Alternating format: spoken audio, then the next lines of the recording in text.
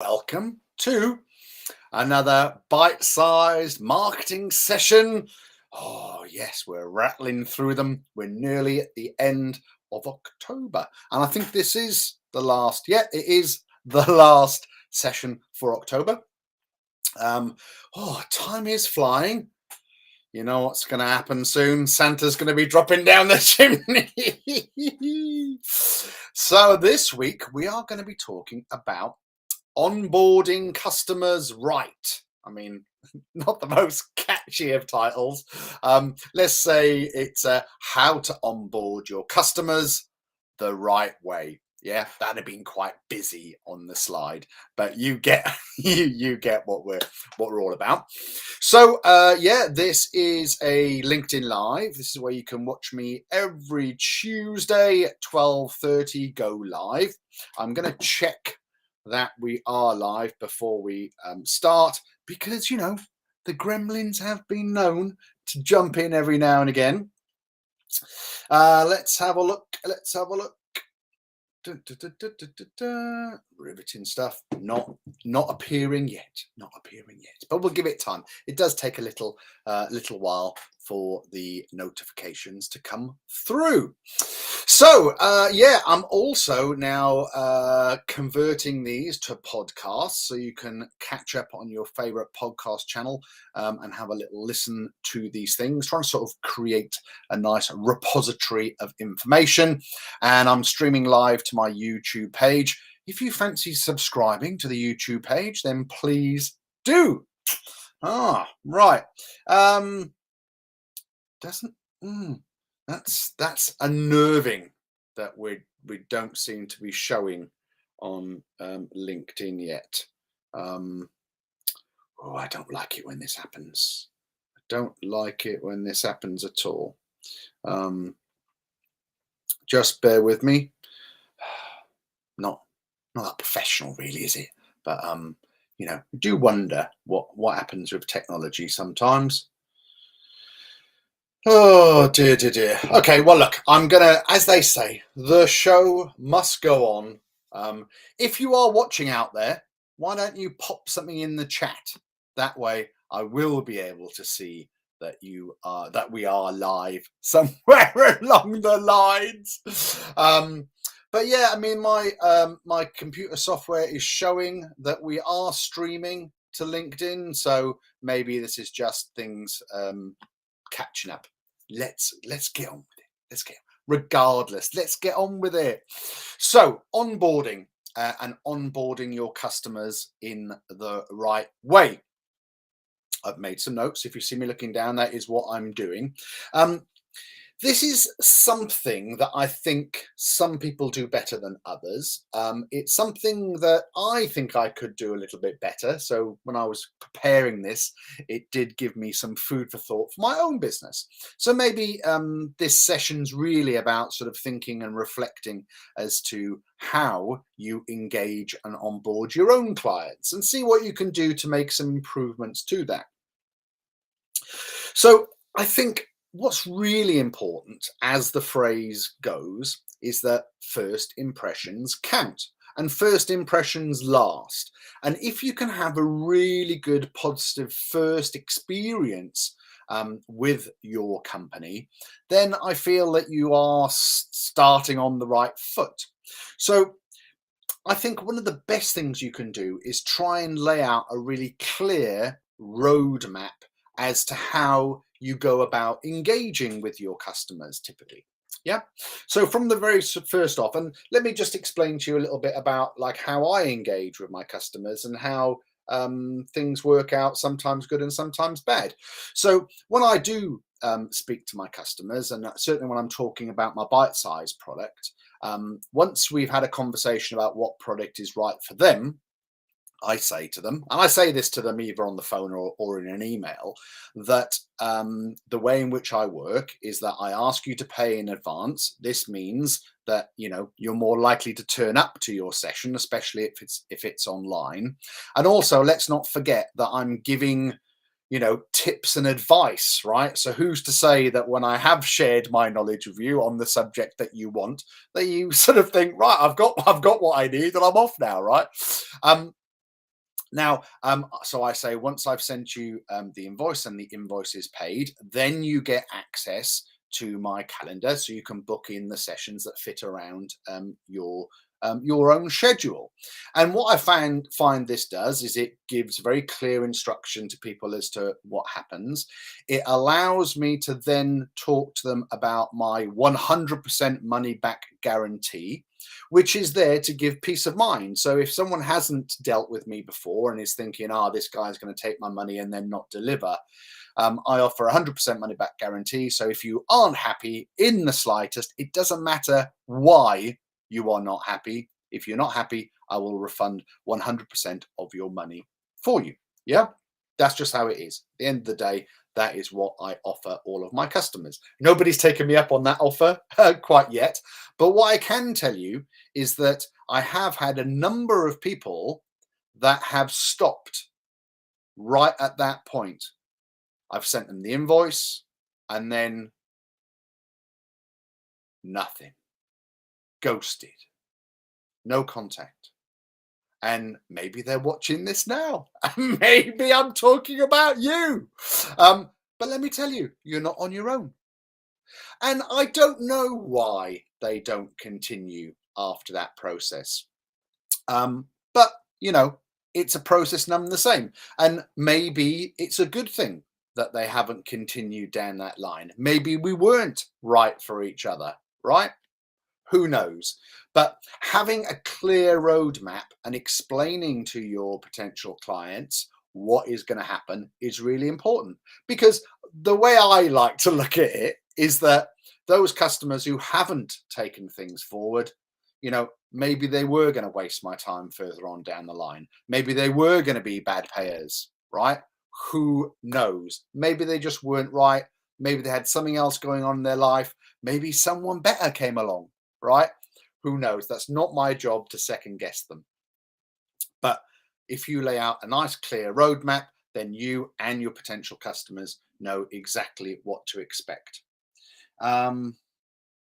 Yeah, I mean, I can't see that I'm live here at the moment, which is annoying, very annoying. If you can see me, please put a note in the chat. Right, so that's the first thing. Try and keep your sign up process nice and short and sweet. Maybe my sign up process is too long, right? Especially if you're interacting with people through a web portal. Try and make the numbers of steps people have to go through, or the hoops they have to jump through. Try and make them nice and short and sweet so that you get them to engage with you with as fewer hurdles as possible.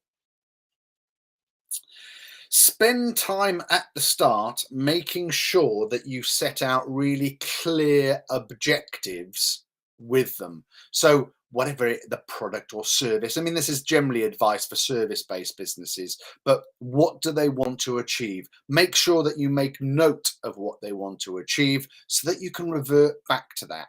At the end of the day, you don't want to be on two different planes when it comes to what you're trying to achieve around the session or service that you're offering. And really what I'm talking about there is not a particular product that you're selling, because it's quite straightforward, right? But certainly in a service-based business, be very clear on what the objectives are. So making a plan. I'm a big advocate in, something that's sort of AOD. Make sure there's like an action on a person and assign it a deadline, right? Giving very clear objectives and assigning them to who's responsible and giving them a deadline shows everybody concerned what needs to happen and when. Set milestones, especially when it comes around payment terms. So if you have a large project, make sure that you dovetail key payment milestones with major deliverable milestones. That's always important. Some other sort of top tips, I guess, are to standardize things. Try and get as much automation going as you possibly can. Because guess what? Believe it or not, people don't really want to interact with other people these days. So if you have a business that is able to be automated online, then I would suggest that you do it. And even if you are a service-based industry, I still would stress, if you wanted to, try and automate it through your website. It's something that I would do, but I don't have enough sort of volume really to sort of justify an online portal through my website. But I do know that people don't enjoy, don't want to actually interact. As long as there's enough information there on your web page, or enough information out there for people to make a decision, allowing them to go through that process on your website and actually buy the product or service without actually speaking to anyone is the way people like to do things these days. In terms of standardizing and automating, think about email templates so that when someone signs up with you, again, there's a difference between like having a product or having a service, but maybe you're firing off automated emails. So maybe think about some integration into your CRM system, by where once you've onboarded someone, there's an automatic email that goes out explaining a little bit more, maybe about the next step or what's coming up next. Think about being a little bit old-fashioned and maybe having a letter. Can you believe it? You might even send a letter in the post. People like to sort of feel something. Maybe you've got a brochure. Maybe you've got more than one set of services. It's really important that your customers understand your business as a whole, because who knows who they know.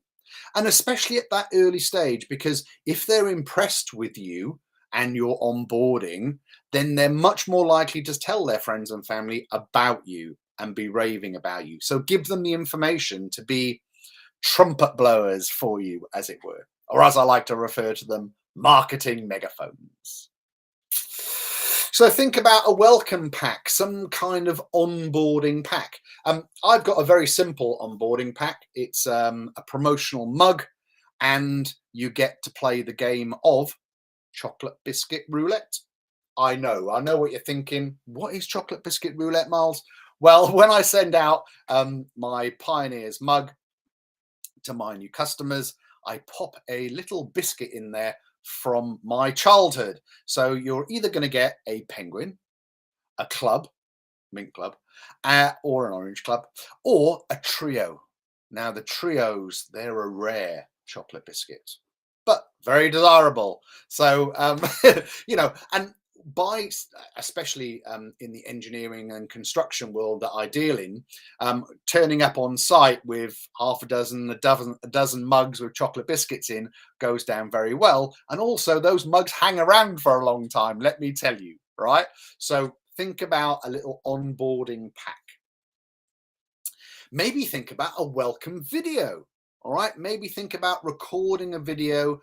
You only need to record it once, or think about recording a personal one, right? How nice would that be to get a personalized video about the products and services that you're about to embark on? Yeah, so consider an onboarding pack that physically gets sent out in the post. I don't need to harp on about this. I'm just checking LinkedIn again. I can't see that we've gone live. This system is annoying me. It should be straightforward. For those that don't know, you have to use a third-party software in order to be able to stream to LinkedIn. If this continues, I'm going to have to consider other options, because this is annoying, right, for everyone concerned. Anyway, let me crack on with my tips around onboarding your customers right. The next thing I'd say is regularly, hard for me to say, right? Easy for you to say. Regularly check in with your clients and follow up. Make sure that they understand the process and what is required of them. Also, I'm going to say to you, after you've engaged with them for a little while, ask them how things are going. Do they have any feedback? I would say this I would say, oh, Philip's saying he can see me, no problem. Oh, good. Well, maybe it's just my thing there. Thank you for letting me know, Philip. I've been like talking away for 15 minutes and I could have been on my own. So think about regular check-ins, especially if you've been working with a customer for a number of weeks or months. It's really important just to sort of ask that honest question, how are we doing? What do you think about our products and services? And I say this for two reasons. Firstly, good opportunity to ask them for a testimonial that you can add to your socials and your website, but also to get some real feedback, because you want to retain your customers. You want to keep your customers happy, right? So checking in with them and asking them, because they won't tell you. Well, some of them may tell you, but the majority of them won't tell you unless you actually ask for the feedback. Gathering data, right? Part of the onboarding process, and this is one that I don't think's practiced well enough, and it comes from my sort of old sales days where we used to have a customer card, right? Before computers, we used to have an account card for each customer, and we'd write down, who the manager's name was, what their contact numbers, the address, when you visited, what happened, etc., etc. But there was always a box for notes, and some of the best salespeople that I've ever met are really good at this, and it's making the notes about the clients and the extended sort of staff and friends and family of the clients. And it's around their sort of hobbies and interests and the other things that they like to do outside of work, because this has really, it has good, what's the word? It has a good use for after the onboarding process, right? So I would say gather as much data as you can about the company, the people that work in the company, and anything you find out, like the guy might play golf, or the lady may enjoy golf, or have a favorite football club, or be into rugby, or be a triathlete, or enjoy playing the clarinet, or be a good artist, or one of my clients, I found out recently, their daughter is a very, very talented artist, and is studying fine art in university now, right? So making a note of these things, they're not always going to be useful, but when it comes to things like Christmas, right? Or you think you'd like to give a small little gift, if you like, just say thank you for their custom. Maybe buying the golfer a little sleeve of golf balls, or as I did for one of my customers, they're into their bike riding. So I bought a little pack of washing bits and bobs for their bike. So just thinking about keeping a note of what their interests are, their hobbies and interests, and the different people within the company will come in handy at some stage, and get it into your CRM system. We're getting to the end now. So this is really important. And I've spoken to a number of my customers about this. And in my opinion, we don't do it enough.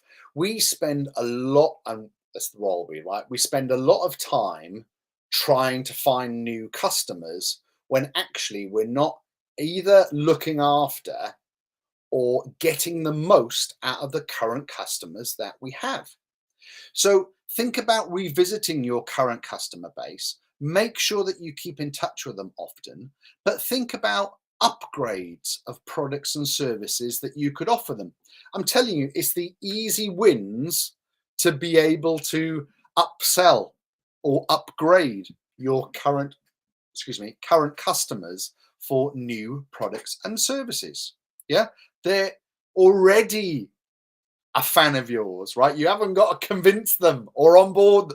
So think about utilizing your current database for upgrades in products and services. Okay, we've got to the end. It was a nice sort of brisk one today. It's a really interesting subject, onboarding your customers in the right way. And I really can't stress enough how much more you will get out of your customers if you give them a really nice, clear, smooth, professional onboarding process, right? Look at it, analyze it. If you don't do any onboarding at the moment, start at least by getting a standardized email that you send people when they sign up with you. All right. Think about some collateral, think about some promotional items maybe. So I'm going to give you a little summary. You've got your pens and papers handy. First thing I'd say is set a clear pathway. Set out what the next steps are in terms of the first engagements with you. Send something as a welcome pack and outline the products and services that you offer and make it, again, very clear as to what the next steps are going to be in the process.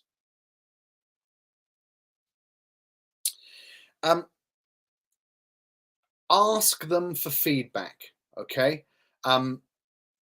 Ask them to be honest with you and take it on board. Don't just ask people for feedback and then just think, oh, bugger them, I don't care what they say. You know, if they're going to take the time to feedback, then really take it on board and try and implement some change if at all possible. Automate as many of the processes as you can, have them, keep them on file, and then just change the name to personalize them. And don't forget to keep in touch. Once you've got your customers, keep regular contact with them so that they remain customers for the full length of the life cycle. So there we go.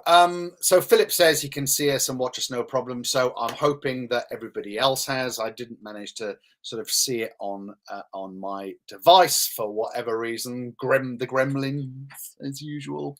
But if you've liked what you've heard today, then please get in touch. Let us know your thoughts.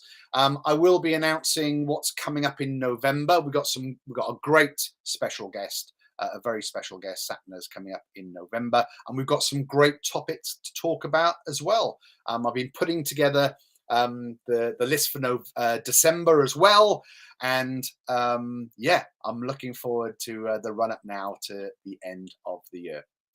As usual, if you want to get in touch, please do. You can WhatsApp me an inappropriate GIF, maybe.